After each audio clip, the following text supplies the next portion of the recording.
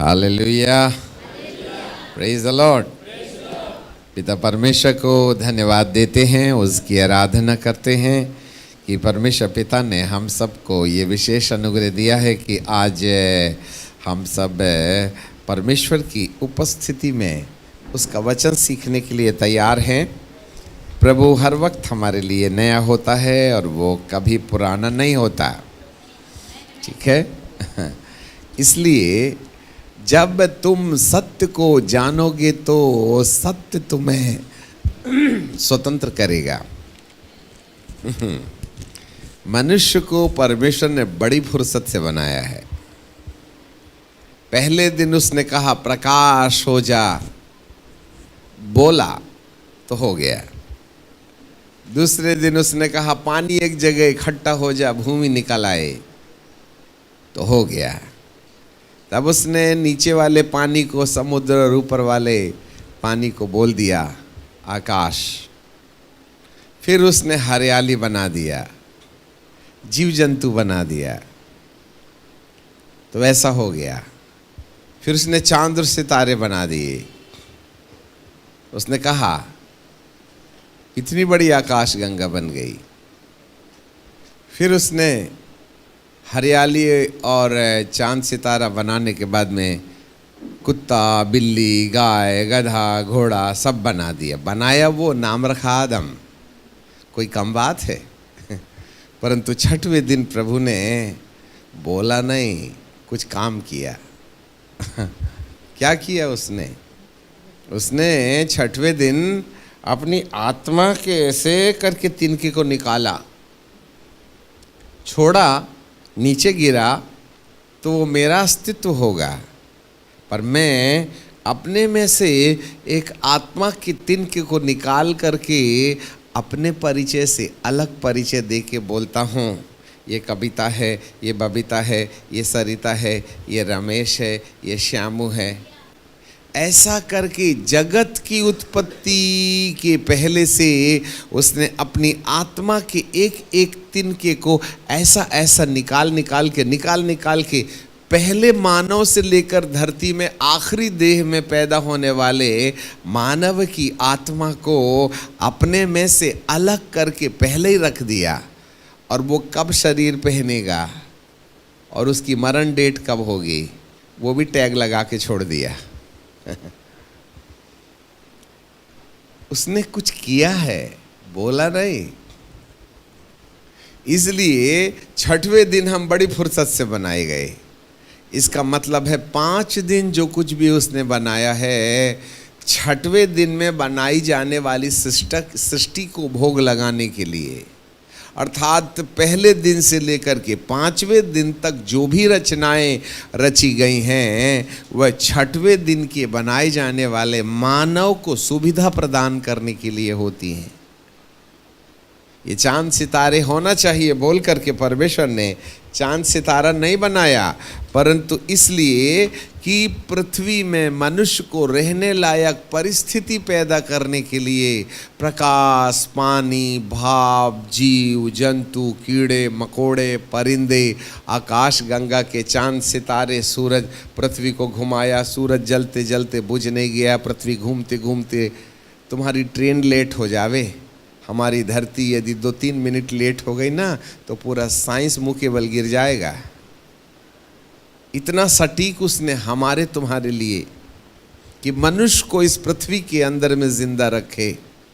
और फिर उस मनुष्य को बोला फूलो फलो फूलो फलो और पृथ्वी भर में समा जाओ और उसको अपने अधिकार में ले लो।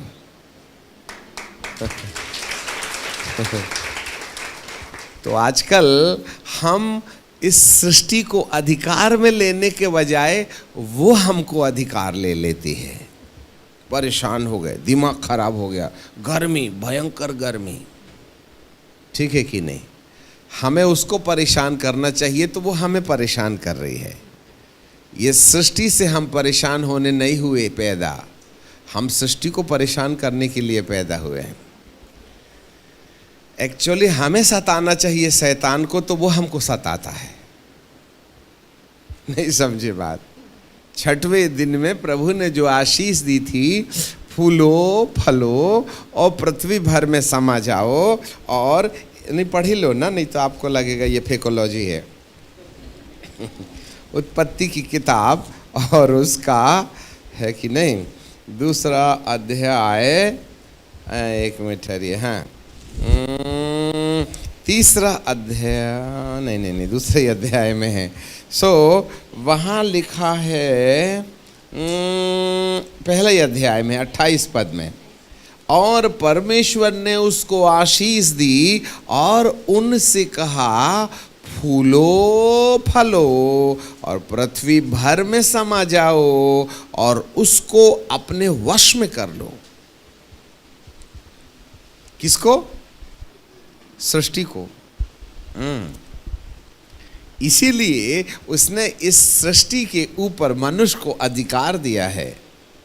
पैदा करने के टाइम पर ना उसकी कल्पना यही थी कि हम इस सृष्टि को, इस पृथ्वी में जो कुछ भी है, जो हमारी ज़रूरत है, हम चांद सितारे पर ना जाएं, कम से कम रोटी कपड़ा मकान में तो जा ही सकते हैं, ठीक है ना।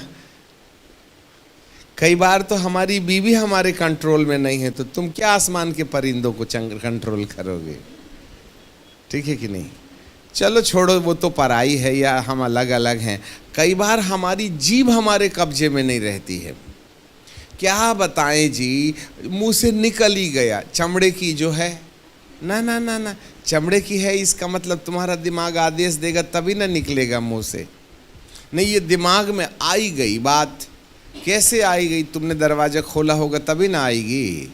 ज़बरदस्ती क्या दरवाज़ा तोड़ के आ गई? रिमोट कंट्रोल तुम्हारे पास में, तो चैनल क्या दूसरा बदलेगा? नहीं ना। इसी तरीके से ये कल्पना के स्वामी तो हम ही ना हैं। वो आ कैसे गई तुम्हारी परमिशन बिना?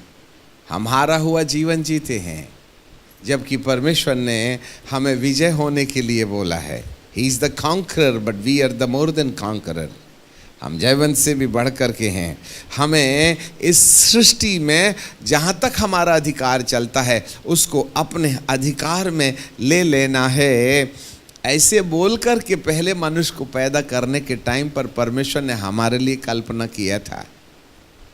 हाँ, और यदि उसकी कल्पना हमें समझ में नहीं आई तो समस्या है।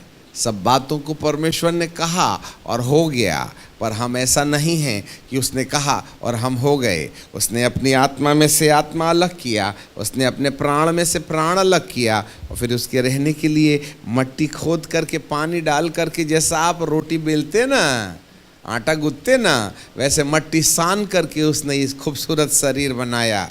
पता नहीं नाक की हड्डी, नाक की मट्टी कहाँ से लाई जो हड्डी दायां बायां होती है।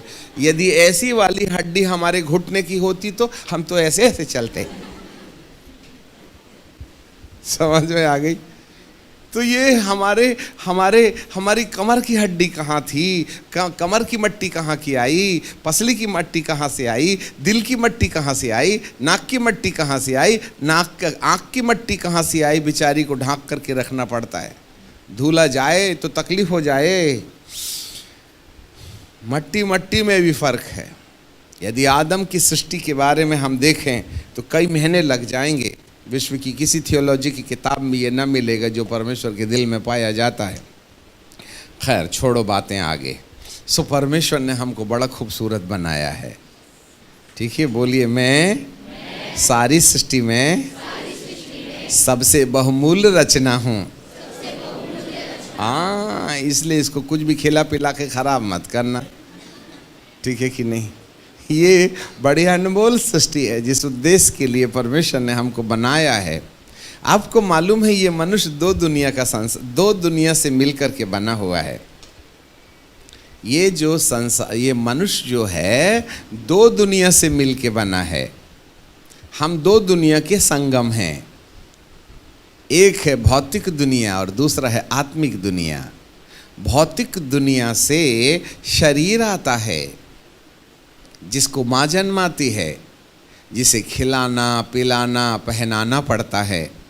एक और दुनिया है जो इस भौतिक दुनिया के अंदर रहती है, उसे आत्मिक दुनिया कहते हैं, और वो है आत्मा। और आत्मा आती है परमात्मा से और शरीर आता है मट्टी से। स्वर्ग और पृथ्वी का मेल है मानव। मनुष्य दो दुनिया के हस्तक्षेप से बनता है। शरीर को माँ जन्माती है, हम उसे खिलाते हैं, पिलाते हैं, नहलाते हैं, धुलाते हैं, डेंटिंग और पेंटिंग और फेयर एंड लवली से चमड़े का कलर बदलते हैं, है ना। मोटे हो गए तो दौड़ दौड़ के दुबले होते हैं, दुबले हो गए तो खा खा के मोटाने की कोशिश करते हैं, फिर भी ना खुश हैं।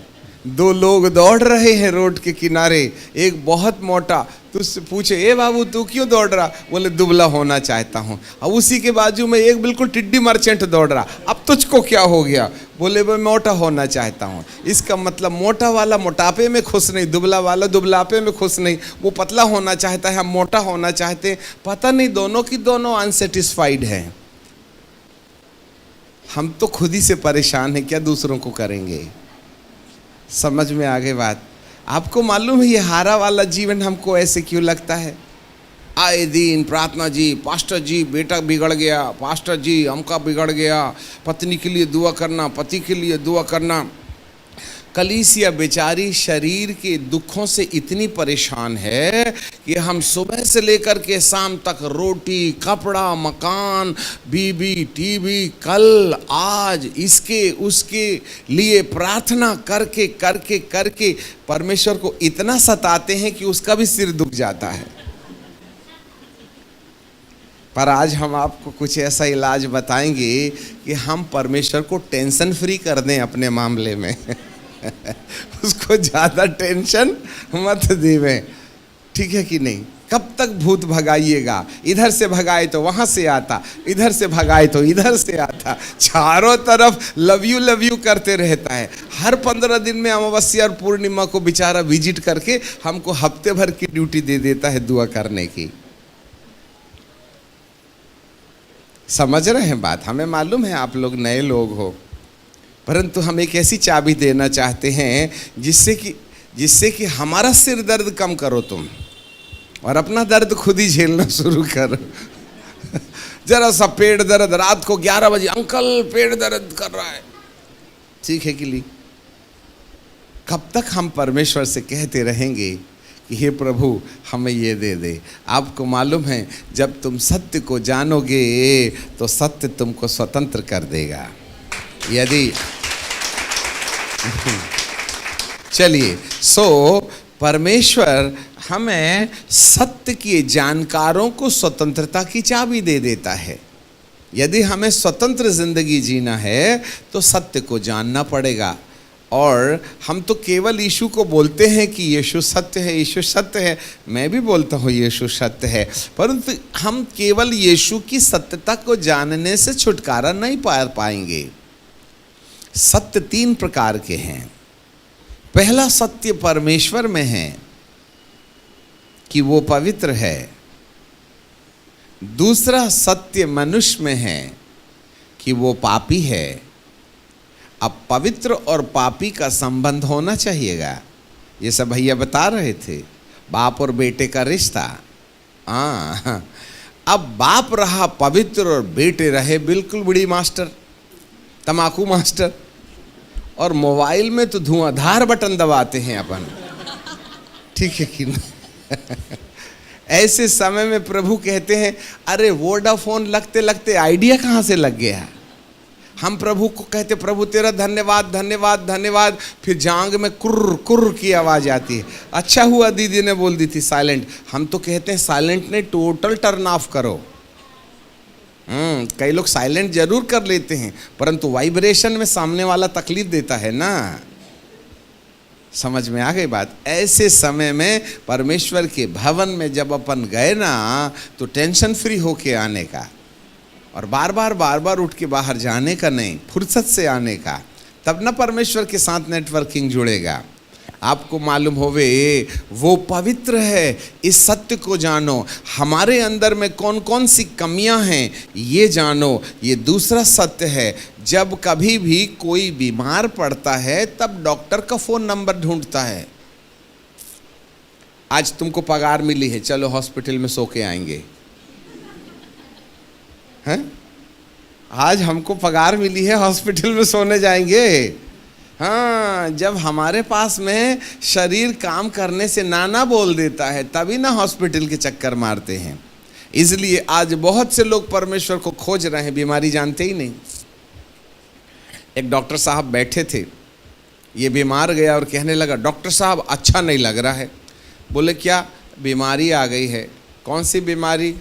बीमारी हो गई, अच्छा नहीं लग रहा है। पता नहीं अच्छा नहीं लग रहा है।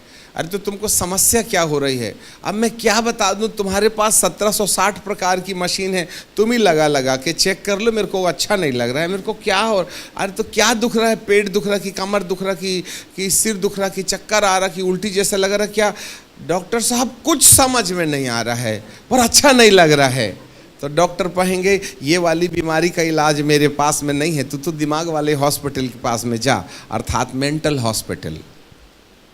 तुमको मालूम भी तो हो पेट दुख रहा है, पता चला पेट में बीमारी और घुटने में मशीन लगा लिया उसने, तो कहीं पेट की बीमारी घुटने में तपास करके आएगी क्या? आज लोगों को मालूम ही नहीं है क्या बात के लिए प्रभु को खोजना है। हम परमेश्वर को खोजते हैं, खुद को नहीं खोजते। और धरती में 90% लोग, नहीं 90 नहीं 99% लोग परमेश्वर को खोजते हैं, पर मिलता नहीं। जिस दिन मिल जाएगा ना, जिंदगी के हर प्रश्नवाचक चिन्ह शून्य हो जाएंगे।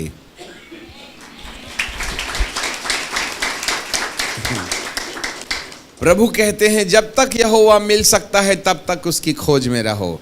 और प्रभु यीशु मसीह कहते हैं, मैं खोए हुओं को ढूंढने आता। हम उसको खोजते, वो हमको खोजता। पता चलता अपन खोजते खोजते ऊपर गए और वो हमको खोजते खोजते धरती पर आया, और जंक्शन में मुलाकात नहीं हुई तो वो हमको धरती में खोजते रहे, हम आकाश में खोजते रहे। जब तक यहोवा मिल सकता है उसको खोजो। अब वो हमको खोज रहा है, हम उसको खोज रहे हैं, तो खो कौन गया है? वो हमको खोजे, हम उसको खोजें, वो हमको ढूंढे, हम उसको ढूंढे, तो खो कौन गया भाई साहब? वो कि हम? वो नहीं खोया है, वो तो हमको खोजने के लिए देह बन के आ गया। यही तो तीसरा सत्य है ना। तीसरा सत्य हमको खोजने आया है, और हमारी खोज उसको उस समय हो जाती है जब तुम खुद को पा लेते हो। जिसको मैं मिल गया उसको प्रभु मिल जाते हैं, जिसको प्रभु मिल जाता है उसको पिता भी मिल जाते हैं। यदि हम खुद को नहीं पा पाए कि हम हैं कौन, तो प्रभु कहाँ से मिलेगा? क्योंकि प्रभु की पहचान हमारी पहचान से शुरू होती है। ये लंगोट लगा के बर्फ़ में बैठे बेचारे खड़ेश्वर महाराज एक पैर में 6 साल से खड़े हैं, उनको भगवान मिला क्या? नहीं मिला। अनादि गुरु शंकराचार्य जी से किसी ने पूछा, स्वामी जी तुमको मोक्ष मिला क्या? बोले मोक्ष बड़ी कठिन चीज़ है, मैं ट्राई कर रहा हूँ ढूंढने की। और उन्होंने अपने वक्तव्य में कहा, मोक्ष इतनी कठिन चीज़ है कि समुद्र के किनारे एक आदमी ने 5 feet by 5 feet by 5 feet का गड्ढा खोद लिया और चुल्लू से पानी उठाता और समुद्र में डाल करके क्या बोलता, दरिया खाली करूँगा और गड्ढे में भरूँगा, और वो भी सूरज डूबने से पहले।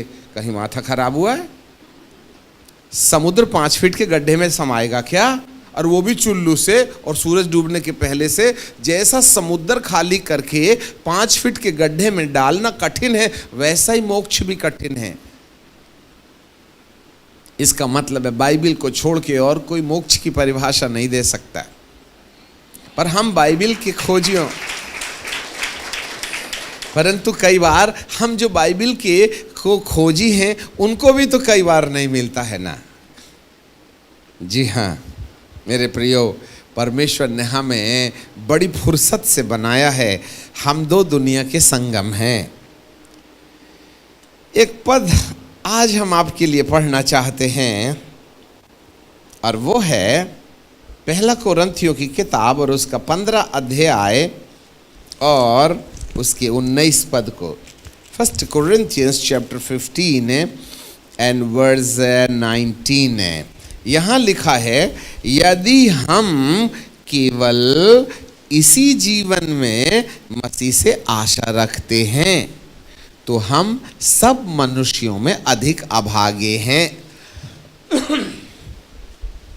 हमारे पीछे बोलिए, यदि हम केवल इसी जीवन में मसीह से आशा रखते हैं तो हम सब मनुष्यों से अधिक अभागे हैं।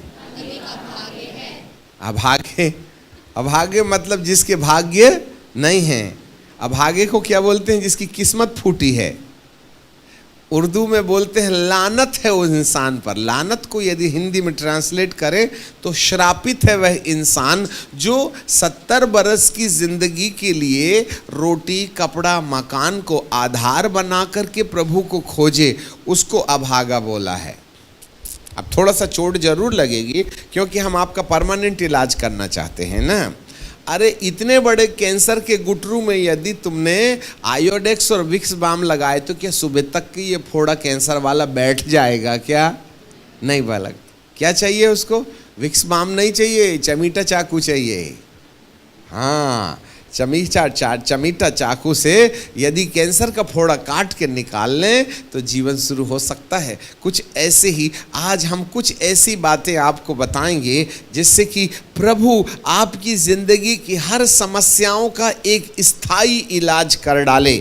ऐसे करके इसलिए प्रभु जी बोलते हैं अभागा है वह इंसान जो इस ही संसार की ज़रूरतों को आधार बना करके परमेश्वर से प्रार्थना करता है, जबकि बाइबल का परमेश्वर कहता है इस जीवन की बात यदि है तो इस जीवन के बाद भी एक और जीवन होगा। ये जीवन है तो एक और जीवन होगा। तो कौन सा जीवन है ये? इसको और उसको अलग अलग करने वाली रेखा कौन सी है? जरा ध्यान दीजिएगा। इस जीवन का मतलब मृत्यु के पहले और उस जीवन का मतलब मृत्यु के बाद। Life before the death and life after the death. मृत्यु के पहले शारीरिक जीवन जिसमें बीमारी हो जाती है, निराशा हो जाती है, पारिवारिक झमेला हो जाता है, आर्थिक समस्या हो जाती है, मन थक जाता है, हड्डियाँ म्यूजिक बजाने लगती हैं, ये वाला जीवन है। पर बाइबल का परमेश्वर कहता है ये वाले जीवन के बाद में एक और जीवन है, वो वाला। तो ये वाले और वो वाले के बीच में कौन अलग अलग करता है? मृत्यु। याद रखिएगा। इसका मतलब है जरूर 50, 60, 70 साल की जिंदगी के साथ साथ है एक और जिंदगी है जो मृत्यु के बाद लागू होती है, और वो जिंदगी करोड़ों साल की है। करोड़ों साल की है। ये जिंदगी 70 साल की है और वो जिंदगी करोड़ों साल की है। इंसान 70 साल की जिंदगी के लिए रोटी कपड़ा मकान चंगाई छुटकारा आशीर्वाद घर कार बंगला बीबी टीवी पता नहीं क्या क्या खोजता बेचारा, और बूढ़ा होकर के सब छोड़ के पैदल चला जाता, चड्डी बनियान भी साथ नहीं ले जाता। कमाए थे हमने क्या नहीं किया, जिंदगी बचपना खेल खेल करके खो दिया, जवानी नींद भर सोया, और अधेड़ उम्र बाल बच्चों के लिए पैसा कमा कमा के पेंसिल समान जिंदगी घस दी, और जब बुढ़ापा आया तो हड्डियाँ म्यूजिक बजाने लगीं। अब पेट दुख रहा है, कमर दुख रहा है, फिर जो रोना शुरू हुआ। फिर हम बाजार जाते हैं और खंजरी उठा लाते हैं और बुढ़ापे में खंजरी बजाना शुरू कर देते हैं। तो नाती पोते बोलते हैं दादा जवानी में गाना नहीं गाए, आजकल तुमको बड़ा गाने का शौक हो गया। तो दादा क्या बोलते हैं, बेटा धरती बहुत भोग लिया, अब ऊपर भी तो रिजर्वेशन कराना पड़ेगा ना। आपको ये ख्याल कब आया था? जब एक पैर कब्रिस्तान में है, जब डॉक्टर बोलता है थोड़े से दिन बचे हैं, तब भगवान के दरबार में आ जाते हैं। पूरी जिंदगी इंसान ने पेंसिल सामान घस दी और मरने के करीब करीब खंजरी उठा करके भगवान की भक्ति करता है। लोग बुढ़ापे में बपतिस्मा लेते हैं जब मालूम हो गया कि लाइन क्लियर हो गया है।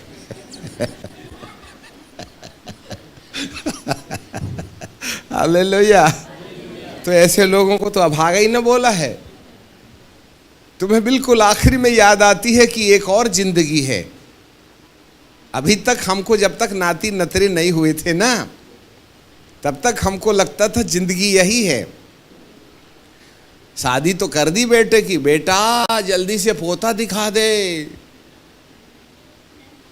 अब जैसे तैसे पोता तो दादा क्या बोलता, वाह मजा आ गई, 50% काम ओवर। फिर वो बोलता है मुझे बेटा एक पोती भी दिखा दे, बोले तो पोती भी आ गई। तो फिर बुढ़ा बाबा क्या बोलते हैं, हे प्रभु अब सब देख लिया, तू तो अब अपने पास बुला ले। तो प्रभु कहते हैं यही देखने पैदा हुआ था क्या? समझ में आ गई बात? पोता पोती देख के पैदा हुआ था, पोता पोती देखने पैदा हुआ था क्या? ऐसे लोगों को तो बाइबल में लिखा है भागा, मतलब किस्मत फूटी पोता देखने वाले की। हमें मालूम ही नहीं हम पैदा किया बात के लिए हो गए। मेरा परमेश्वर हमको इस धरती के अंदर 6वें दिन बड़ी फुर्सत से इसलिए थोड़ी बनाया था कि पोता पोती देख के मर पड़ो तुम। चंगाई के ड्रम बजा रहे, आशीर्वाद का, नौकरी और चाकरी का। ठीक है, ये 70 बरस की जिंदगी में काम आता है, परंतु एक और जीवन है, उसके बारे में भी तो चिंता करो। मृत्यु के बाद वाले जीवन की भी तो चिंता कीजिएगा। और जिस समय मृत्यु के बाद वाले जीवन की चिंता में सफल हो गए ना, तो ये वाली चिंता के जितने भी प्रश्नवाचक चिन्ह हैं बिना भगाए भाग लेंगे। जो अपनी जिंदगी में प्रभु परमेश्वर क्या बात के लिए धरती पर पैदा किया, हम कैसे परमेश्वर की इच्छा पूरी कर लें, यदि हम इसमें सफल हो गए तो जितनी भी असफलता हमारे शारीरिक जीवन में है, चाहे बीमारी से जुड़ी हो, चाहे परिवार से जुड़ी हो, चाहे धन व्यापार से जुड़ी हो, चाहे नींद नहीं आने वाली समस्या हो, चाहे ये समस्या हो वो समस्या हो, सारी समस्या जड़ पीड़ से उखड़ जाएगी।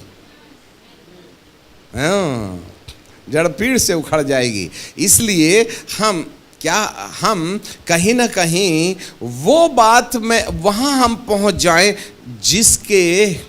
जहाँ पहुँचने के बाद ये सारी समस्याओं का समाधान हो जाता है। समझ में आ गई? यीशु कहते हैं हे बोझ से दबे लोगों मेरे पास आओ, मतलब बोझ हमारे पास है। फिर प्रभु ये भी कहते हैं मेरा बोझ उठा लो। बताइए, बोझ से दबे लोगों को बुलाने वाला बोलता मेरा बोझ उठा लो। हे प्रभु हमारा ही बहुत है, तुम्हारा कहाँ झेलेंगे? बात एक ही है, तुम बोझ से दबे लोगों मेरे पास आओ। फिर प्रभु जी कहते हैं मेरा बोझ उठा लो। हे प्रभु तुम हमारा वाला ले लेना चाहते, तुम तो और हमें सिर में डाल रहे हो। बोले मेरा बोझ हल्का है क्योंकि मैं नम्र और दीन हूँ। जिस समय मेरी नम्रता और दीनता को पहचान जाओगे ना, तो तुम्हारा बोझ आपसे आप मेरे किए भी ना हल्का हो जाएगा। हम अपने बोझ उतरवाने के चक्कर में उसका लेते ही नहीं। जिसने उसका बोझ ले लिया तुम्हारा आपसे आप हल्का हो जाएगा। Praise the Lord. समझ में आए? परमेश्वर की बिल्कुल उल्टी गणित है। हम 1 2 3 करते हैं, वो 99 98 95 करता है। वो हमको बुलाता है कि बोझ ले लो, तुम्हारा बोझ लाओ। प्रभु कहते हैं मेरा उठा लो। और जिसने मेरा उठाना सीख लिया तुम्हारा आपसे आप भाग निकलेगा। इसलिए आजकल मैं प्रभु मेरे को पैसा दे दे, पैसा दे दे, पैसा दे दे, ये प्रार्थना की गलती नहीं करता मैं। मेरे को चंगाई दे दे, चंगाई दे दे, चंगाई दे दे, ऐसा नए लोग करते हैं बेचारे जो बीमार हैं। परंतु अब 17 साल हो गए KG1 ही अटेंड कर रहे हो तुम, तो दूसरी क्लास में कौन जाएगा? समझ में आ गई? जो बिल्कुल नए नए हैं उनके लिए अपन लोग प्रार्थना करें। आपको मालूम है प्रभु नए लोगों को चंगाई दे जाता है, और जब वो विश्वासी बनते हैं तो उनको चंगाई देना बंद कर देता है। हे प्रभु नए को चंगाई देता, विश्वासी बनने की बात नहीं देता। हाँ, मैं अपने तरफ से नए लोगों को चंगाई देता हूँ, और जब वे विश्वास में आ जाते हैं तो अपने तरफ से चंगाई देना बंद कर देता हूँ। तुम खुद विश्वास से चंगे होना सीख जाओ, ऐसी प्रैक्टिस करता हूँ। तो हम प्रभु के सिर में कब तक गिरेंगे, कब पैर के ऊपर चलेंगे? समझ रहे हैं बात को? इसीलिए प्रभु कहते हैं मेरा बोझ उठा लो। मेरा बोझ उठाए तो तुम्हारा हल्का हो जाएगा। और जो बोझ मैंने तुमको दिया, जो तुम्हारे पास बोझ है ना, वही बोझ है जो तुमको मेरा बोझ उठाने की प्रेरणा देता है। अब एक बात बताइए, आदमी हॉस्पिटल कब जाता है? जी बोलिएगा, हॉस्पिटल कब जाता है? जब बीमार होगा तभी ना जाएगा, है कि नहीं? हम प्रभु के पास कब आते हैं? जब तक डॉक्टर के पास में गए तो ये इलाज वो इलाज, ये डॉक्टर ये तपास वो तपास, सब कुछ करते करते करते करते थक जाते। फिर डॉक्टर साहब कहते अब तो ऊपर देखो तुम, तो हम पंखा देखते हैं। तो डॉक्टर बोलता पंखा नहीं, इसके भी ऊपर देख। तो अगली मंजिली में कौन रहता है उसको देखते। अरे वो भी नहीं रे बाबा, अपने इष्ट को देख। तब हमारा फोन नंबर ढूंढते हो तुम।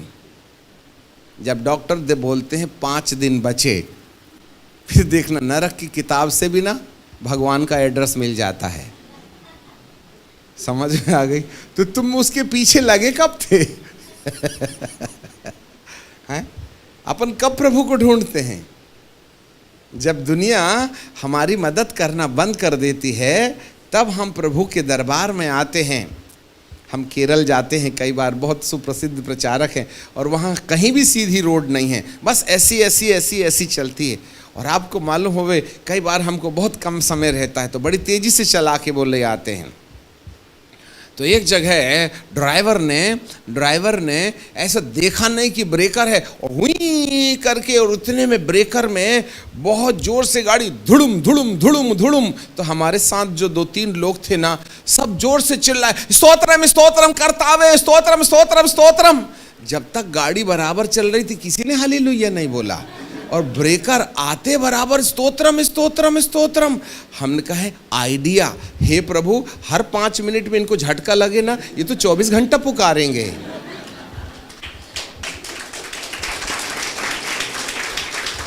समझ में आ गई बात?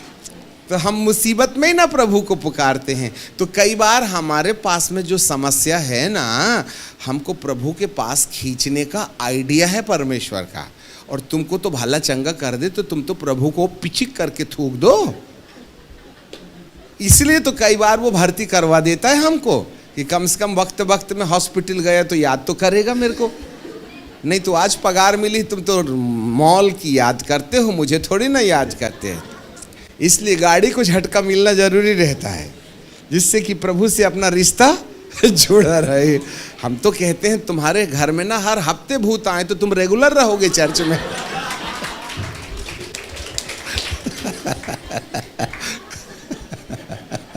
हालेलुया। एक बार की बात है, हम झांसी में गए साहब। एक झांसी में एक आंटी जी बोलने लगी, पास्टर जी चाय में आना, नाश्ते में आना, लंच में आना, अमके में आना, ढमकी में आना। बड़े परेशान थे वो हमको अपने घर बुलाने के लिए।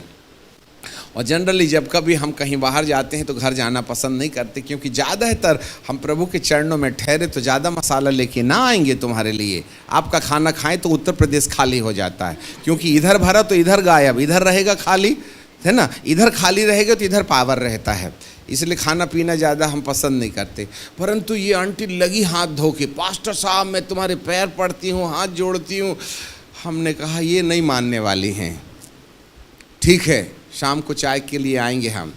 आ गए साहब, उन्होंने चाय नाश्ता ये वो रखा, और एक कहानी बताना शुरू किया।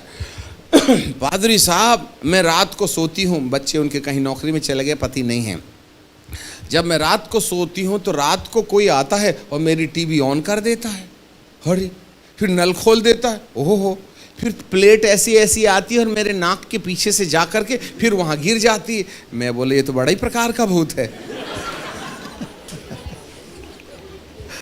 और झांसी की रानी ने कितने लोगों को वहाँ कत्ल की थी, वहाँ तो भूत ही भूत है झांसी में, सीपरी मिशन कंपाउंड में तो चलते फिरते दिखते हैं। और वहाँ तो लोगों की आदत है इनकाउंटर होने की भूतों की, उनको डर भी नहीं लगता, आया है जाने दे।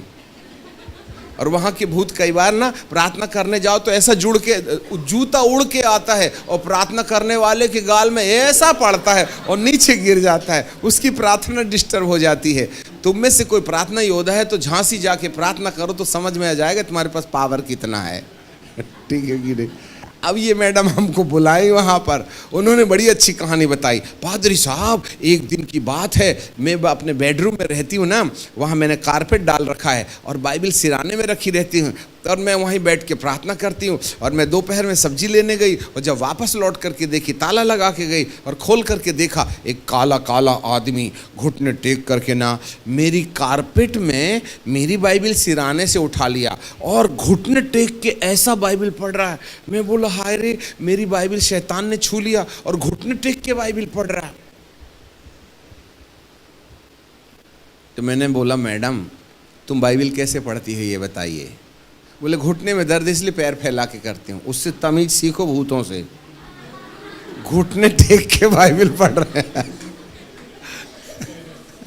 समझ में आ गई।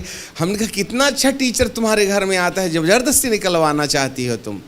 फिर मैंने बोला हे प्रभु ये भूत, तो प्रभु दया करो दया करो दया करो। बाहर भी नहीं जा सकती थी, क्या करूं। इतने में मैं प्रार्थना कर ही रही थी, एक स्वर्गदूत आके खड़ा हो गया, ऐसी तलवार निकाला और वो काले कपड़े पहने वाला आदमी मेरी बाइबिल कारपेट में छोड़ के ऐसा भागा और मैं दरवाजे में खड़ी थी, यूं धक्का देकर के सीधे निकल गया। मैं बोला मैडम कितना अच्छा है, अब आप बताइए उसके चक्कर में दूध तो आए थे, हम तो इतने दिन से उपवास करते हमको दूध दिखता ही नहीं, तेरे को तो भूत के चक्कर में दूध दिख गया, तो भगाती क्यों है। Oh my God. कई बार प्रभु अपनी महिमा दिखाने के लिए ना भूतों को आने भी देता है, तो उनसे टेंशन क्यों लेती हो। मेरे प्रियो, कई बार हमारी जिंदगी की विपरीत परिस्थितियां हमें प्रभु के पास खींच के लाती हैं, पर हमें समझना चाहिए ना, आखिरकार ये बीमारियां, ये तकलीफ़ें, ये निराशाएं हमको कहाँ ले जा रही हैं। ये सब बातें हमें कहीं ना कहीं प्रभु के करीब लाती हैं, जहाँ हम उसको पहचानें और वहाँ पहुँच जाएं जहाँ प्रभु हमको पहुँचाना चाहते हैं। इसलिए बाइबल का परमेश्वर कहता है यदि कोई इस ही जीवन में मसीह से आशा रखता है तो वह अभागा है। इसका मतलब प्रभु कहते हैं तुम्हें इस जीवन के साथ साथ है उस जीवन की भी चिंता करना चाहिए जो मृत्यु के बाद हमारे जीवन में लागू होती है। Main point. अब उस जीवन का मतलब क्या है। एक और जीवन है और वो है अनंत जीवन, स्वर्गीय जीवन। आपको मालूम है जब प्रभु यीशु मसीह ने अपनी सेवा शुरू की थी तो मत्ती की किताब उसका 4 अध्याय और उसके 27 पद में बाइबल हमें 17 पद में हमें बताती है उस समय से यीशु प्रचार करना और यह कहना आरंभ किया कि मन फिराओ, स्वर्ग का राज्य निकट आ गया है। बोलिए स्वर्ग का राज्य निकट आ गया है। हाँ, कौन सा राज्य है? स्वर्ग का राज्य। तो स्वर्ग का राज्य क्या चीज है? अब स्वर्ग शब्द बोलिए, स्वर्ग स्वर्ग स्वर्ग है, जोर से बोलो ना। ओके ठीक है। अब हम यहाँ आए और ये दीदी जो लीड कर रही थी उन्होंने हमारा परिचय दिया। आज हमारे बीच में मध्य प्रदेश से परमेश्वर के महान दास आए हैं, यहाँ तक तो ठीक है, और उनका नाम है स्वर्गीय आमोस सिंह जी। तो मैं बोलूँगा ये डिग्री तुमने लाए कहाँ से? नहीं सुने आप? फिर से सुना। जाग रहे हैं आप? नहीं जाग रहे हैं आप? हमें परिचय दे रहे हैं स्वर्गीय आमोस सिंह जी जब आएंगे तो आप ताली बजाइएगा। नहीं समझे? तो स्वर्गीय शब्द किसके ऊपर लगाते हैं? तुमने तो जिंदे पर ठोक दिया। तो दोबारा मैं आऊंगा क्या? मैं कहूंगा प्लीज स्वर्गीय मरने के बाद लगाना, अभी मैं जिंदा हूं। ठीक है कि नहीं? तो स्वर्ग शब्द जो है कब लागू होता है? थोड़ा लगाओ ना दिमाग। स्वर्ग शब्द कब लागू होता है?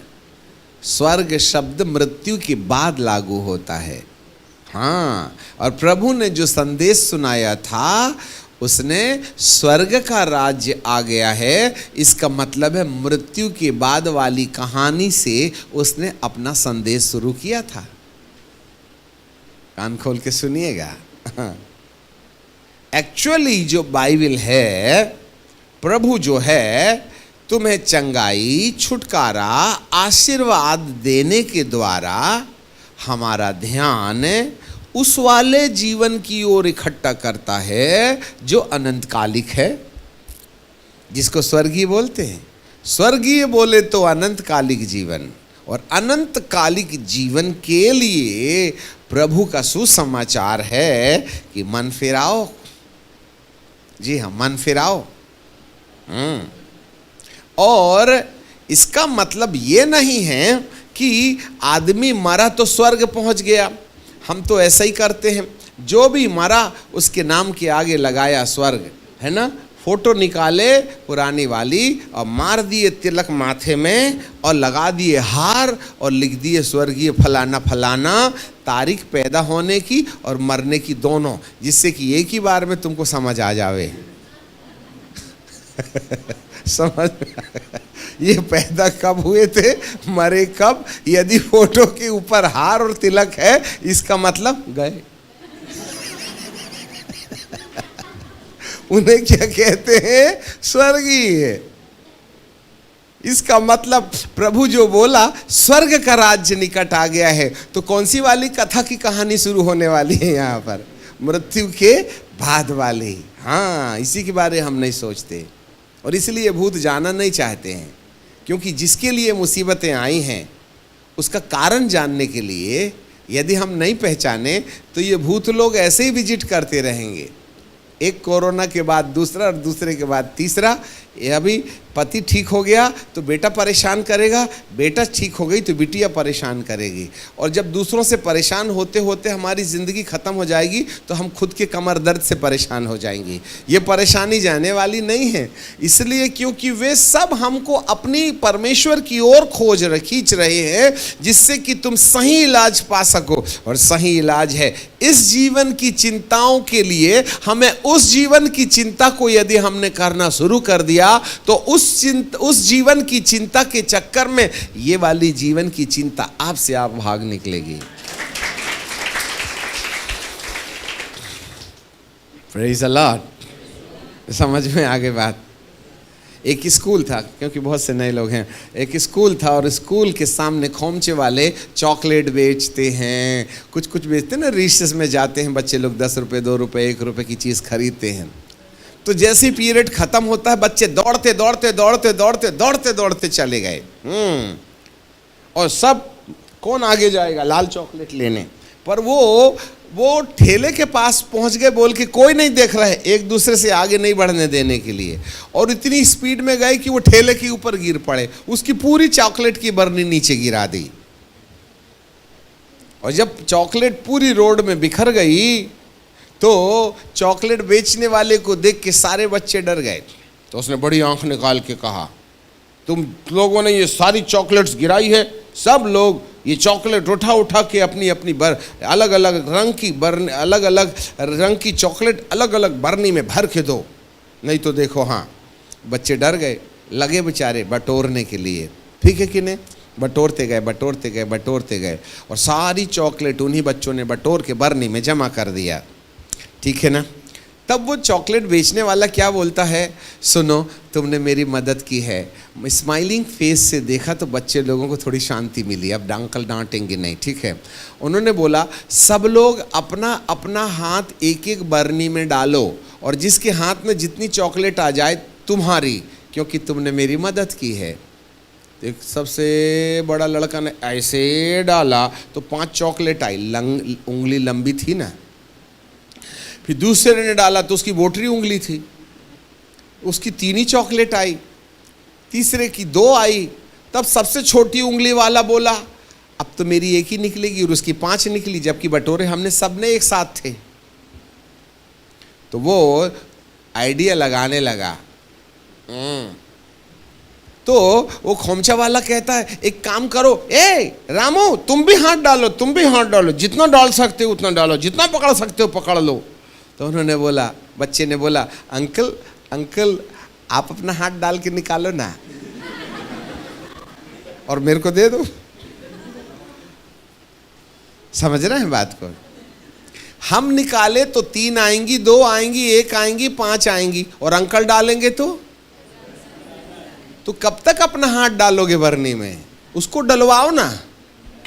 और जब वो डालता है ना तो 2-4 नहीं पकड़ता, पूरी बरनी निकाल लेता है अंदर से। कई बार हम अपनी उंगली अपनी आवश्यकता के आधार पर अपने छुटकारे का उपाय करने के लिए हम प्रभु के पास आते, परंतु जब वो उपाय हमारे लिए किया ना तो उसकी उंगलियां इतनी बड़ी हैं कि वह एक नहीं 20-25 एक साथ निकाल के दे देगा। काश हम उस पर उसके हाथ से अपनी जिंदगी में काम कराने की बात करें।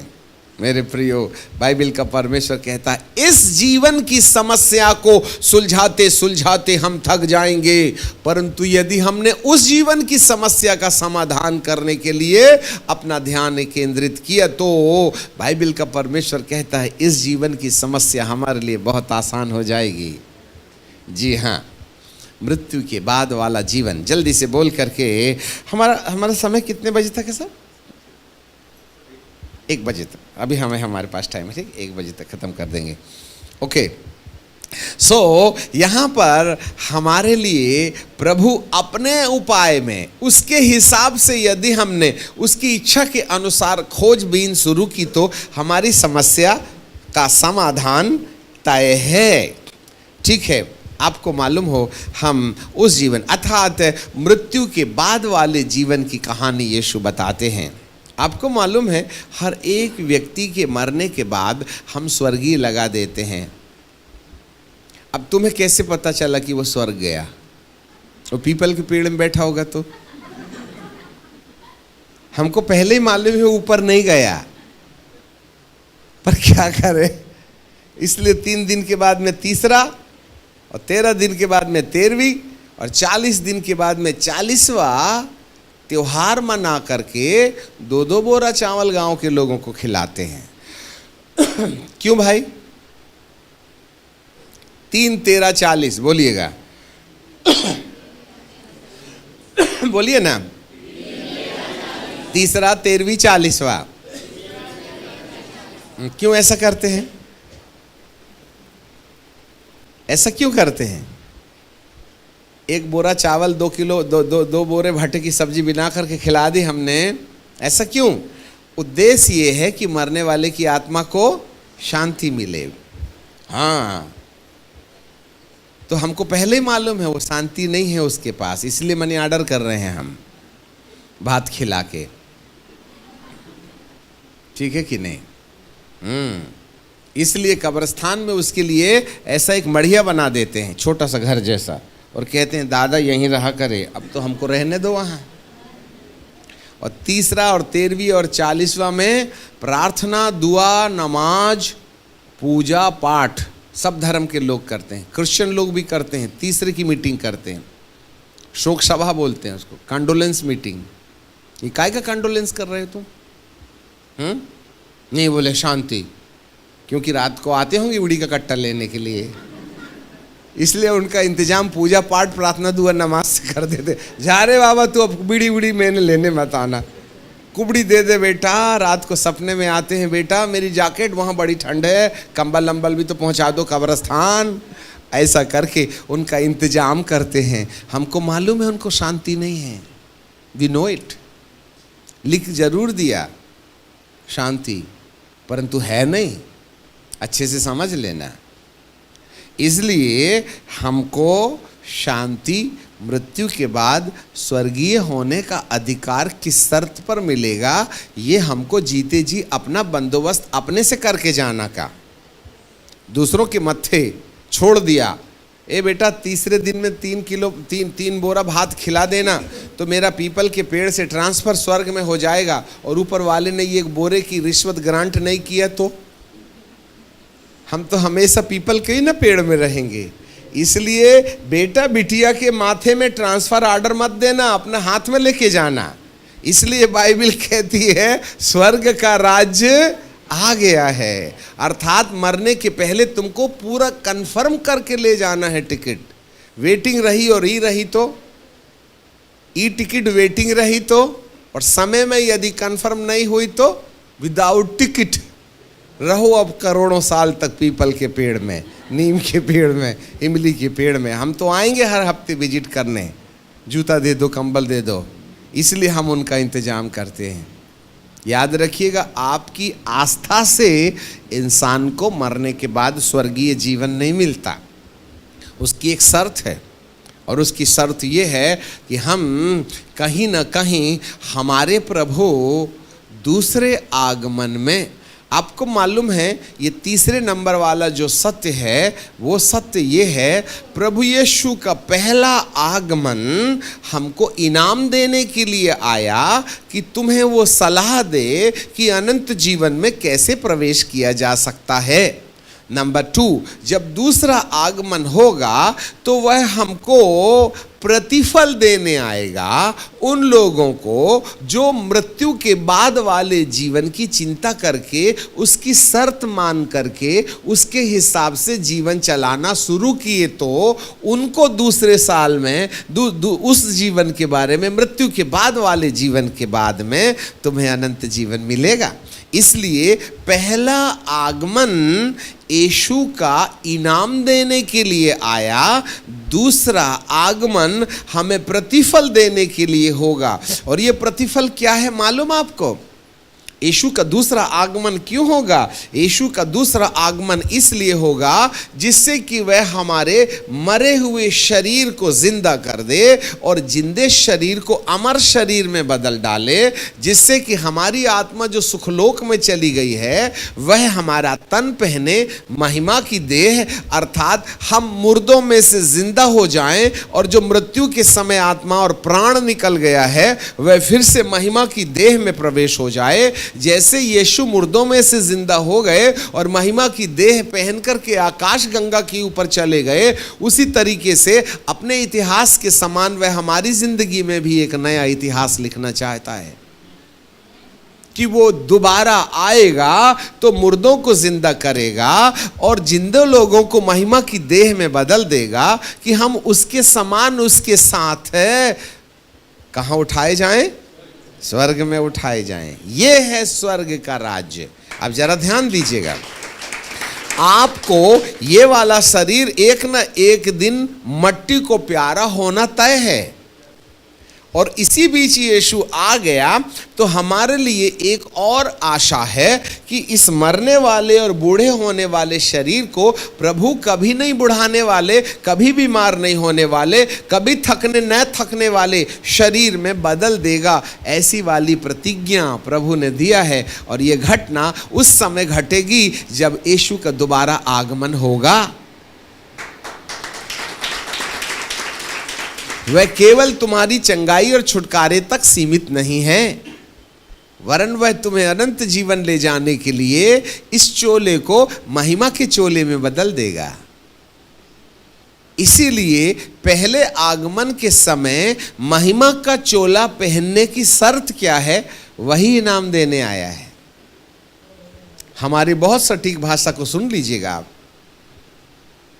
वह केवल चंगाई देने नहीं आया, वह केवल छुटकारा देने नहीं आया, वह केवल भूत निकालने नहीं आया, वह केवल तुम्हारी नौकरी लगाने नहीं आया, परंतु इस भौतिक चमत्कार के पीछे वह हमारा ध्यान परमेश्वर के उस आत्मिक योजना की ओर केंद्रित करना उसका उद्देश्य है। एक लंगड़ा था, लंगड़ के नरक जा रहा था 6 घंटे में। कितने घंटे में? कहाँ जा रहा था? इतने में भाई आमोद सिंह जी आए और उन्होंने प्रार्थना किए, बेचारा लंगड़ा चंगा हो गया, तो जल्दी जल्दी चलने लगा। तो जो 6 घंटे में पहुंचने वाला था वो 4 में ही पहुंच गया। कहाँ? नहीं समझे? फिर से सुनो। एक लंगड़ के 6 घंटे में कहाँ पहुंच रहा था? नरक पहुंच रहा था, और रास्ते में चंगाई मीटिंग में चला गया बेचारा, और वो चंगा हो गया, तो अब धीरे धीरे चलने वाला जल्दी जल्दी चलने लगा। तो जो 6 घंटे में पहुंचने वाला था अब 4 में पहुंच गया। कहाँ? क्या अरे वाह रे पावर मिनिस्ट्री, तुमने तो 6 वाले को 4 में ही पहुंचा दिए। आज यही ना हो रहा है? जो बीमार होके नरक जाने वाला था आजकल चंगा होके जाने वाला है। बीमार थे तो कम पाप होता था, आजकल चंगे हो गए हैं तो ज्यादा ही होने लगा है। क्या फायदा हुआ? इसीलिए प्रभु ये नहीं बोल रहा है कि मैं तुम्हें छुटकारा नहीं दूंगा, प्रभु ये नहीं बोल रहा है कि तुम चंगाई मत पाओ, प्रभु ये नहीं बोल रहा है कि तुमको ये नहीं दूंगा वो नहीं दूंगा, परंतु इन सब बातों के पीछे जो प्रभु का ख्याल है कि वह तुमको उस जीवन की ओर एक अपना ध्यान केंद्रित करना चाहता है जो अनंत कालिक है। और जिस दिन एक व्यक्ति अनंत कालिक जीवन की शर्तें इस धरती पर जीते जी पूरा कर लेगा, उस दिन से बीमारियां तुम्हारा पीछा छोड़ देंगे। हालेलुया। सन 1970 में हमने सबसे पहला परमेश्वर के वचन का संदेश दिया था। 2-4 छोड़ के धरती में आप लोग पैदा ही नहीं हुए थे। उस समय से हम बाइबल रगड़ रहे हैं माथे में, ठीक है। सन 80 में हमने पवित्र आत्मा पाई। सन 90 में हमने 3 सितारे की नौकरी छोड़ी। इन सारे अब अंदाज लगा सकते हो कि हमारी उम्र कितनी होगी, परंतु मेरे को मालूम है 20, 22, 25 के दौरान होना चाहिएगा। नहीं समझे? अंकल जी आपकी उम्र कितनी है? तो मैं बोलता हूँ 20-22 होना चाहिए भैया, आजकल मैंने डेट ऑफ बर्थ भूल गया हूँ। अब तुम बोलो 60 साल के तो बचे 5, तो डिप्रेशन नहीं होगा क्या? इसलिए मैं डेट ऑफ बर्थ भूल गया हूँ। हम कहते हम 65वां जन्मदिन मना रहे हैं, दादा 2 ही साल बचे हैं और तुम लड्डू बांट रहे हो। और यदि मैं कहूं 25 साल का बर्थडे है तो गुंजाइश से 50 और जी सकते हैं। इसलिए सब लोग जो ना पुराने हो गए हैं अपनी ओरिजिनल डेट ऑफ बर्थ भूल जाओ, ठीक है, और 20, 22, 25 बोलना शुरू करो, क्योंकि जीव के वश में जीवन और मृत्यु न होते हैं। देखो भैया, जिसको बुढ़ा समझना है वो बुढ़ा होवे, हमारी तो जवानी अभी शुरू हो रही है। मतलब मरने को भी 40-50 साल है, जब तक प्रभु यीशु मसीह 3-4 बार आके चला जाएगा। क्या करेंगे मर के? हम तो यीशु के साथ जिंदा उठाया जाने का दर्शन देखते हैं, चाहे 50 साल के बाद में आवे, है कि नहीं? अरे हम जिंदा रहेंगे तो ऐसे ही भेद धरती में ना बताएंगे। हमने कहा प्रभु यदि तूने मेरे को जल्दी निपटाया ना तो तेरा ही धंधा घाटे में जाएगा। वायदा है, अंतिम सांस तक तेरी सेवा करूंगा। तो प्रभु कहता सधा हुआ आदमी ही जल्दी निपटाने से मेरे कार्यक्रम गड़बड़ हो जाएगा, इसलिए इसको 100 साल तक जिंदा कर रखो, है ना, क्योंकि मुझे मालूम हो गया परमेश्वर की मेरे बिना अटकी है, इसलिए उसकी मजबूरी है मेरे को बुढ़ा नहीं होने देता वो, नहीं तो उसी का धंधा घाटे में जाएगा। निपटा ना, मैं तो कल जाऊंगा तो फिर सुसमाचार कौन सुनाएगा? और बाकी तो सब A for Apple B for boy में खड़े हैं। भाई डॉक्टरेट तो हम ही ने न पाई है, और डॉक्टर को निपटा देगा तो कंपाउंडर ऑपरेशन करेगा क्या? पॉजिटिव सोचो ना अपने बारे में। हालेलुया।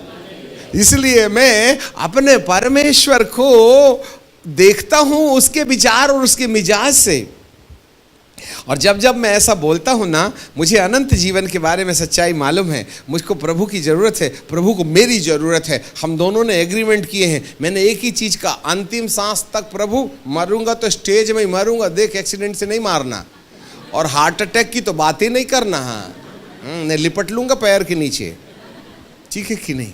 तो प्रभु भी कहता बड़ा जिद्दी है, याकूब की औलाद है ये, लड़ लड़ के बापा लेता है आशीष। इसलिए वो कहता है इब्राहिम और इसहाक और याकूब। याकूब मतलब लड़ने वाला।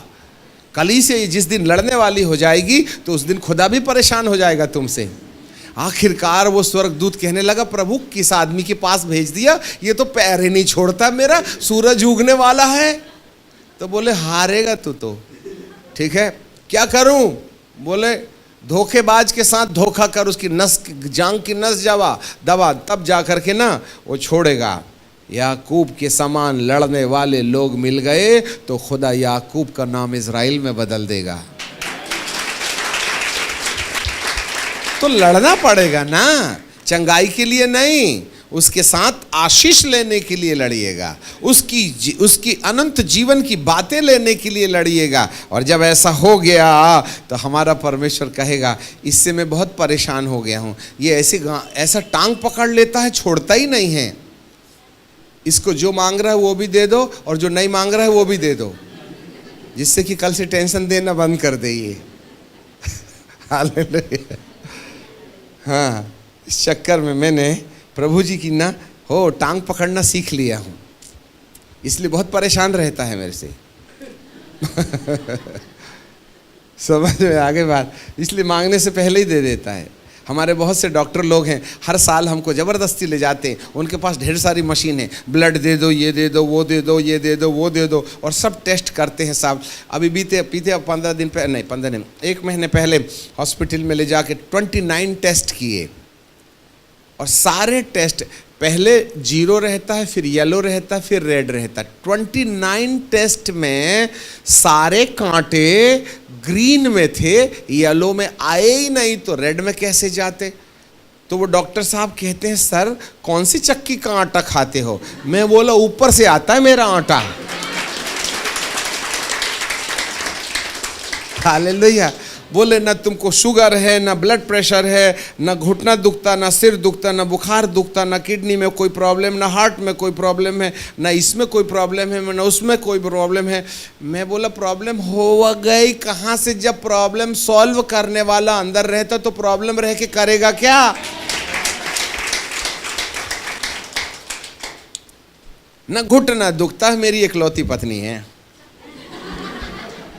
उससे जाके पूछो आंटी जी तुमने कभी अंकल के सिर में माथे में विक्स बाम लगाए थे क्या? तो वो कहेंगी अरे उनका सिर ही नहीं दुखता, विक्स बाम लगा के कौन माथा काला करेगा? मेरे को तो सौभाग्य नहीं मिला उनका माथा दबाने के लिए। अरे दर्द होगा तभी ना दबाइएगा। आपको क्या लगता है? जिस दिन तुम परमेश्वर के प्लान में खड़े हो जाइए, उस दिन जितने शैतान हमको ढकेलने के लिए प्रभु के पास पहुंचाए गए हैं ना, वे सब छुट्टी ले लेंगे। हे प्रभु ये तो पहले ही आ गया तेरे पास में, मेरी जरूरत है ही नहीं। समझ रहे हैं बात? अपनी उंगली, अपना हाथ डालोगे चॉकलेट के बरनी में तो 4 ही निकलेंगी, यदि अपने खुदा से निकलवाए तो माला माल हो जाएंगे। इसलिए मास्टर चाबी रखें, ठीक है ना? हम उसको प्रसन्न करने का काम करें, ठीक है कि नहीं? ओके, अब कैसे करेंगे? चलो हम एक कहानी बताते हैं, ठीक है कि नहीं? ओके, कलीसिया लड़की है और यीशु मसीह लड़का है, हम दुल्हन हैं और वो दूल्हा है, ठीक है? एक घर में एक लड़का रहता था, ठीक है? और कलीसिया प्रभु के पास जाती है और उससे अपनी ज़रूरत की बात मांगती है। हे पिता, मैं कमज़ोर, लाचार, मरा कुत्ता, सड़ा बैल, मैं बड़ा निकम्बा लाचार तेरे पास आया। भिखारी लोग ऐसे ही बोलते हैं, मिले बाई जी दया करो, टूटी चप्पल, पुरानी जूते, रूखा सूखा, ये दे दो बाई जी, रुपया 10 रुपया 5 रुपया दे दो, भिखारी हूँ, 3 दिन से खाना नहीं खाया, ऐसा करते ना हम। तो भिखारी लोग दरवाजे में घंटी बजाएं तो अपन सोफे में बिठालते क्या? वहीं की वहीं हकाल देते, हाँ चल ले और सुन, रोज रोज नहीं आना। इतने जोर से चिल्लाता, नींद डिस्टर्ब कर दिया, उसको कटोरी भर चावल देके भगा देते हैं, ठीक है कि नहीं? ये एक प्रकार की कलीसिया है जो प्रभु से रोटी, कपड़ा, मकान की गुहार लगाती, इसको भिखारी कलीसिया कहते हैं, ठीक है कि नहीं? अब एक और कलीसिया है, ठीक है? एक लड़की और आई, उसने घंटी बजाई, ट्रिंग ट्रिंग, तो अंदर से स्वामी जी निकले, बोले बोलिए क्या बात है? कुछ नहीं। तो क्यों घंटी बजाया? कुछ नहीं। तो काय को दिमाग खराब है क्या? नहीं, बिल्कुल ठीक ठिकाने हैं। तो तूने घंटी बजा के मेरे को डिस्टर्ब क्यों किया? बोले बात ऐसी थी कि आपको देखने का मन हो रहा था। कुछ चाहिए क्या? नहीं, कुछ नहीं चाहिए। फिर क्या चाहिए? आपको देखना चाहती हूं। अच्छा ले, देख ले। 5 मिनट के बाद में बोला देख लिया? देख लिया। अब जाइए ना। नहीं, मन नहीं भरा है। कुछ चाहिए क्या? नहीं। क्या? देखना चाहती हूं। हाँ तो देखना, आधे घंटे से तो देख रही, दिमाग खराब करती, पागल है क्या? नहीं। एक्सक्यूज मी प्लीज, आप मेरे को आपके गाल में करके लव यू करने के लिए मौका दोगे क्या? तो उसकी आंखें चमगादड़ समान पैनी हो जाएंगी। क्या बोली? लव यू करेगी? सच बोल रही क्या? तब तो लड़के के दिल में तूफान आ जाएगा। सुनो जरा अच्छे से, ठीक है? आप मेरे को चुम्मी करने के लिए दोगे क्या? तो बोलेगा ऐसा क्या? तो फिर वो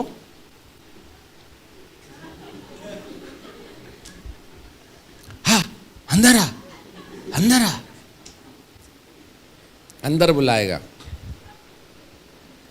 बैठो बैठो बैठो। फैन ऑन करेगा, एसी चलाएगा, पर्दा इधर करेगा, पर्दा उधर का। प्राइवेट बिजनेस है ना, सब बंद कर देगा। और वो नौकरों को बोला ए पीछे से दरवाजा नहीं खोलना, सीक्रेट मीटिंग चल रही है यहाँ, ठीक है? नौकर चाकर घुसने का नहीं।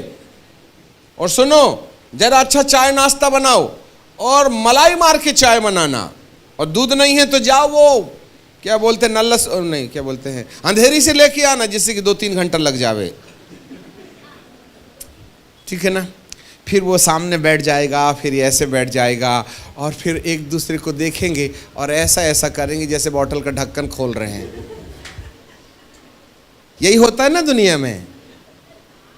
तो सुबह कब हुई थी, शाम कब होगी, बोल के दोनों को पता नहीं चलेगा, और घड़ी के कांटे तो बंद ही जो हो जाएंगे, दिल की धड़कन शुरू हो जाएगी। समझ में आ गई बात? अच्छा लगता है ना? अब आप ही बताइए, हम प्रभु के दरबार में भिखारियों की तरह रोटी कपड़ा मकान पाने की मनसा से जाएं तो प्रभु हमको गेट में भी नहीं घुसने देगा। वह खुद ही आके कहेगा ले चंगाई, ले छुटकारा, ले आशीर्वाद, जा भाग जा, तेरा काम खत्म हो गया, गंदा पैर, घुसने का नहीं, जा। और एक और कलीसिया है जो प्रभु से कुछ नहीं मांगती। हे प्रभु, ना रोटी चाहिए, ना कपड़ा चाहिए, ना मकान चाहिए, ना ये चाहिए, ना वो चाहिए। फिर क्या चाहिए? कुछ नहीं चाहिए, बस तेरा चेहरा देखना चाहती हूँ। हाँ तो देख। अरे चेहरा अकेला नहीं देखना चाहती हूँ, लव यू भी करना चाहती हूँ। लव यू करेगी?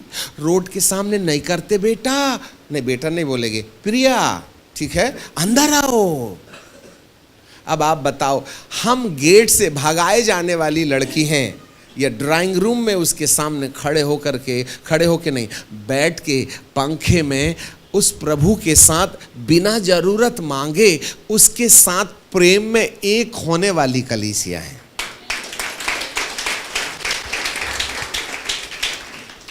समझ रहे हैं बात?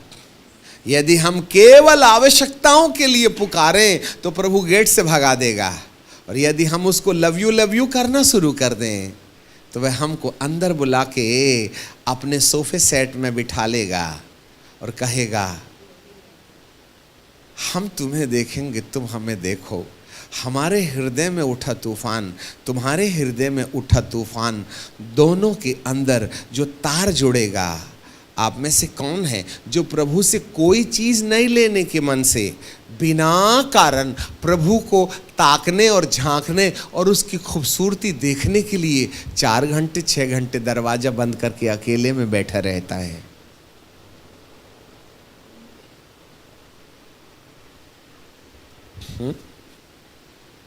हे पिता तेरा धन्यवाद हो, मैं तुझको लाखों लाख धन्यवाद देता। एक ही बार में लाख लगा दिए। प्रभु कहते धन्यवाद 1, धन्यवाद 2, धन्यवाद 3, धन्यवाद 4, कम से कम 5 ही 7 बार बोल दे यार, तू तो एक ही बार में लाख लगा दिया। इतना शॉर्टकट प्रार्थना में मजा नहीं ना आता है। मैं तेरे पास आया, हाँ आजा, क्या बात है, बोलिए, जल्दी बोलिएगा। तुझको मालूम है, मांगने से पहले तेरे को मालूम है, हाँ हाँ ठीक है, तू बोल तो सही। बक बक कर रहे आधे घंटे से, दिमाग खराब करता है। हे प्रभु ये दे दे, वो दे दे, ये दे दे, वो दे दे, ये दे दे, वो दे दे, ये दे दे, वो दे दे।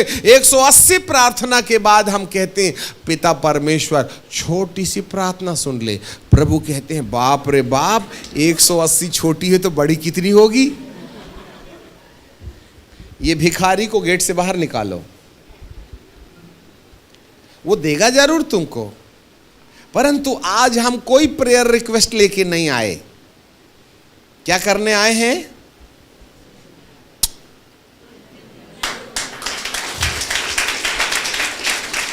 जब हम प्रभु को चुम्बन देने आएंगे तो प्रभु कहे हाँ जल्दी आ, जल्दी आ, प्राइवेट कमरे में जल्दी आ, जल्दी आ, ए पर्दा बंद करो, पर्दा बंद करो। ओ हाँ हाँ, फिर हमारा प्रभु हमको कहेगा इसको कुछ नहीं चाहिए, मेरी मोहब्बत चाहिए, मैं इसको अपने कमरे में बुलाऊंगा, अपने कमरे में बुलाऊंगा उसको, और किसी स्वर्गदूत को हस्तक्षेप नहीं करने दूंगा। उसे ही तो दुल्हन कहते हैं ना। तो हम कैसी वाली दुल्हन हैं? भिखारी वाली दुल्हन है या उसको लव यू करने वाली दुल्हन है? तो वही करना है हमको। हालेलुया। जिस दिन आप उसको लव यू करने लगिएगा उस दिन प्रभु कहेगा पानी पिएगी क्या? वो खुद ही पूछेगा। चाय लाऊं, कॉफी लाऊं, अमका लाऊं, ढमका लाऊं। अब तूफान उठा है तो वो तो सब देने तैयार है ना। एसी लगाएगा वो, एक्सक्यूज मी प्लीज, वो खुद ही बटन दाबेगा, नौकरों को नहीं घुसने देगा यार। ए जिब्राइल मिकाइल घुसने का ना है, दुल्हन ने मेरी प्रेमिका है, इधर तुम्हारा कोई काम नहीं, चल बाहर, चल बाहर, चल बाहर, चलो। फटे में लात मारने चले आए। एक भी स्वर्गदूत को घुसने नहीं देगा। जब दूल्हा और दुल्हन के बीच में जिगी जिगी जिगी जिगी शुरू हो जाता है तो कोई हस्तक्षेप नहीं होता, याद रखिएगा। हमें वहीं पहुंचना है। तहाँ फिर हमारे प्रभु हमको आलिंगन करते हैं। आत्मिक रीति से हमारी जिंदगी में जो जो आत्मिक चीज़ें हैं वो दे दे करके हमारे प्यार के चक्कर में वो इतना कुछ नहीं भी मांगे तो दे देने लगते हैं।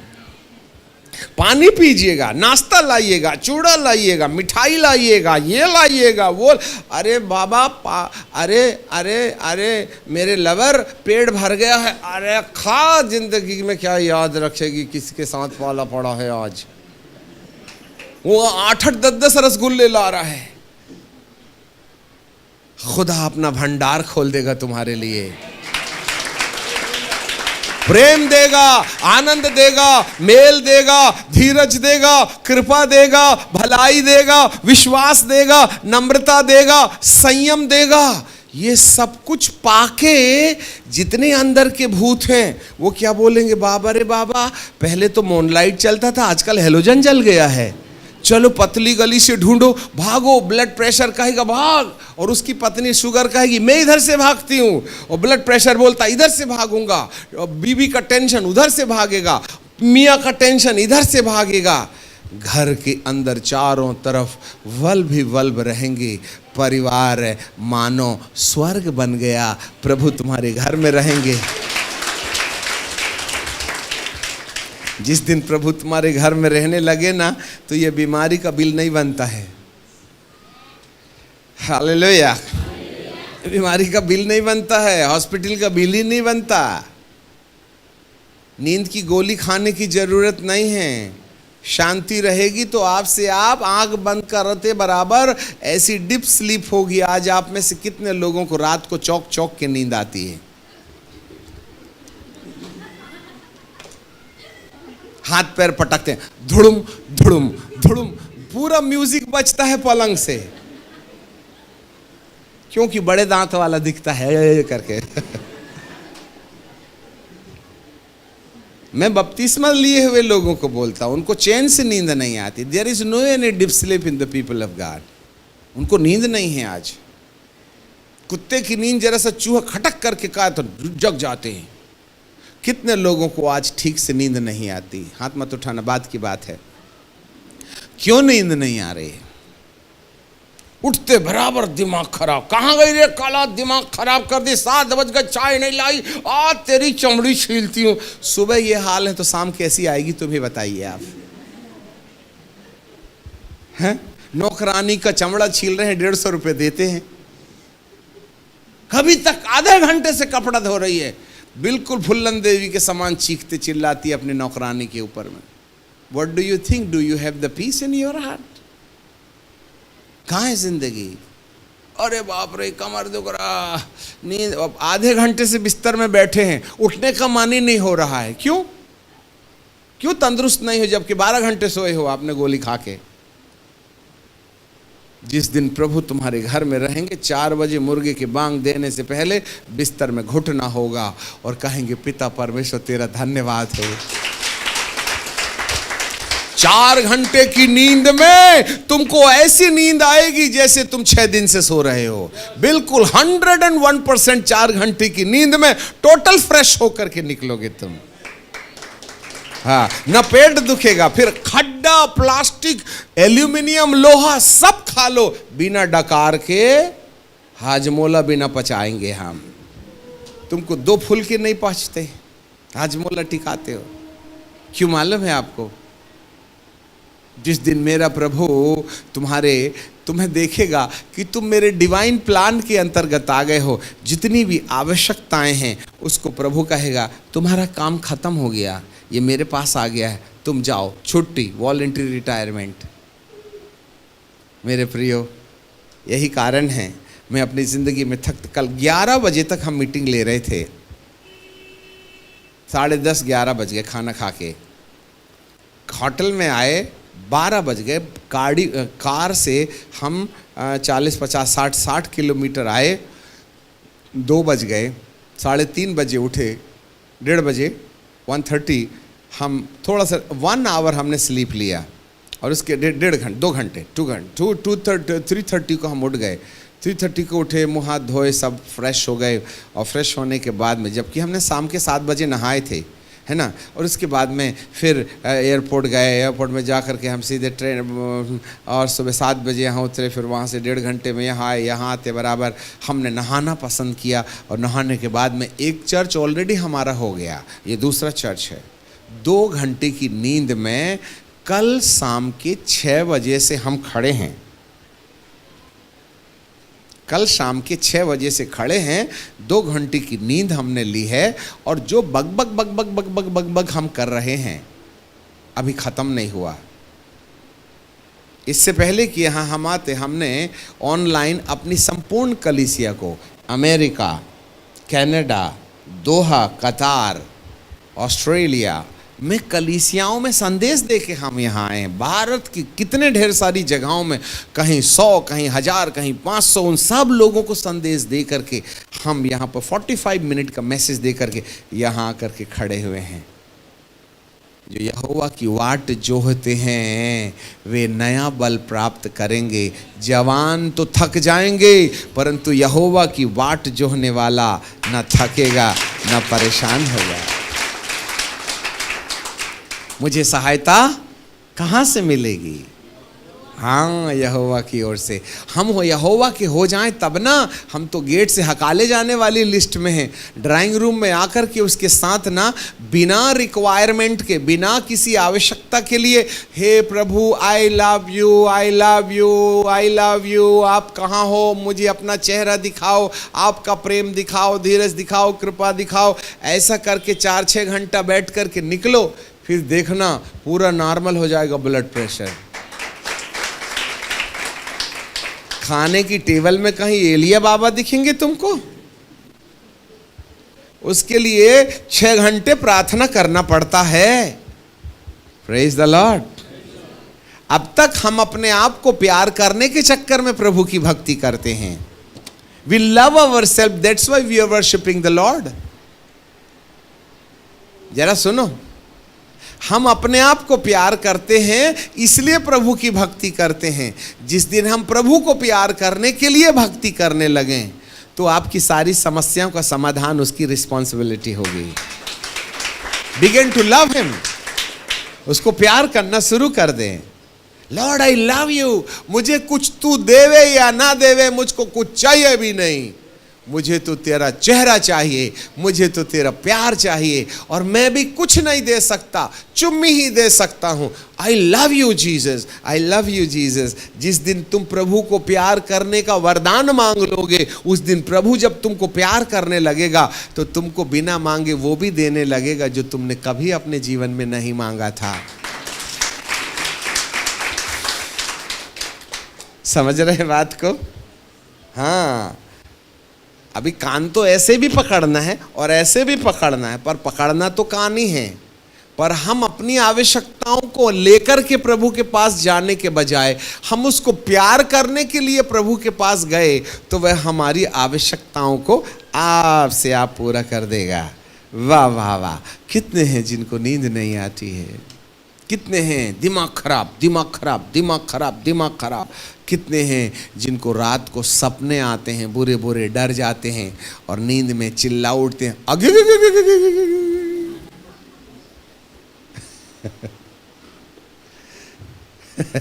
कितने लोगों को जरा दिखाओ तो, कितने लोगों को बुरे बुरे सपने आते हैं? हाथ उठाएं। 1 2 3, इधर दीदी लोग। अच्छा, भाई लोगों को आते, तुमको आते नहीं। इतना तो सफेद झूठ मत बोला करे, जबकि डरते तो तुम ज्यादा हो अंधेरे में। चलिएगा, कोई बात नहीं। अभी धीरे धीरे हमको अगले क्लास में भी जाना है, ठीक है कि नहीं? चंगाई चकेला नहीं, उसको प्यार करना है। गेट अकेले में मत रहो, उसको है ना बैठक रूम में जा कर के 15 मिनट उसका चेहरा मत देखो, 2-2 घंटा देखना, 3-3 घंटा देखना। समय मांगो, सब काम धाम निपटा के 11 बजे से 2 बजे तक खूब दुआ करो, फिर सो जाना, सुबह तंदुरुस्त दिखोगे, है ना? ऐसा वाला समय हमको निकालना पड़ेगा, तब जाके प्रभु कहेंगे तेरे साथ रहने में बड़ा मज़ा आता है, दिल ना बड़ा अच्छा लगता है, क्योंकि तू मांगता नहीं मेरे से, मेरे से लेता नहीं, तू देता ही देता है। क्या देता है? प्रेजिंग देता है, लव यू देता है, अच्छा लगता है। बहुत से लोग मेरे से लेते ही लेते हैं, धन्यवाद देते ही नहीं, और देते भी हैं तो लाख लाख एक ही बार में लाख लगा देते हैं। राइट? सो पिता परमेश्वर हमारे साथ बना रहे। हमारा टाइम खत्म हुआ, हम तो 6 बजे तक खड़े खड़े प्रचार करते रहे। दरिया से 2 गिलास पानी निकाले तो क्या लेवल कम हो जाता है? हमने तो संदेश शुरू नहीं किया, अंत का समय आ गया। हमारा प्रॉब्लम नहीं ना है, ये घड़ी का है, ठीक है? हालेलुया।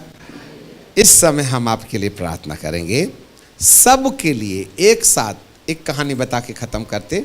अभी हमको छत्तीसगढ़ में मीटिंग थी, तो छत्तीसगढ़ में हमारे ही मसीह भाई लोग आईजी साहब के पास चले गए। मीटिंग तो होने देना, पर ये वक्ता को चढ़ने मत देना बोले।